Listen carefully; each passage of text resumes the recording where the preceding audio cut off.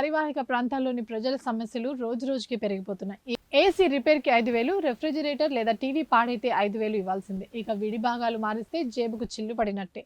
ఇన్ని సమస్యలకు కారణాలేంటో నిపుణులు చెప్తున్నారు. ఫార్మా, బల్క్ డ్రగ్ పరిశ్రమలు నిత్యం వ్యర్థ జలాలను మూసిలో వదులుతుండటం ఇందుకు కారణమని నిపుణులు అంటున్నారు.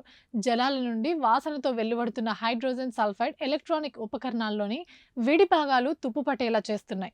ముఖ్యంగా రాగి కాయిల్స్ తుప్పు పట్టడానికి కారణమవుతోంది. దీంతో లీకేజ్లు, బ్రేక్ డౌన్ వంటి సమస్యలు ఎక్కువగా వస్తున్నాయి. ఏసీ పనితీరు సామర్థ్యాన్ని తగ్గించి విద్యుత్ వినియోగం, నిర్వహణ ఖర్చులను పెంచుతుంది. ఈ వాయువు గాల్లోని తేమతో కలిసి సల్ఫ్యూరిక్ యాసిడ్ లేదా ఇతర సల్ఫర్ సమ్మేళనాలను ఏర్పరిచి ఏసీలోని కాపర్ కాయిల్, ట్యూబింగ్, ఇతర భాగాల పనితీరుపై ప్రభావం చూపుతున్నాయని అంటున్నారు.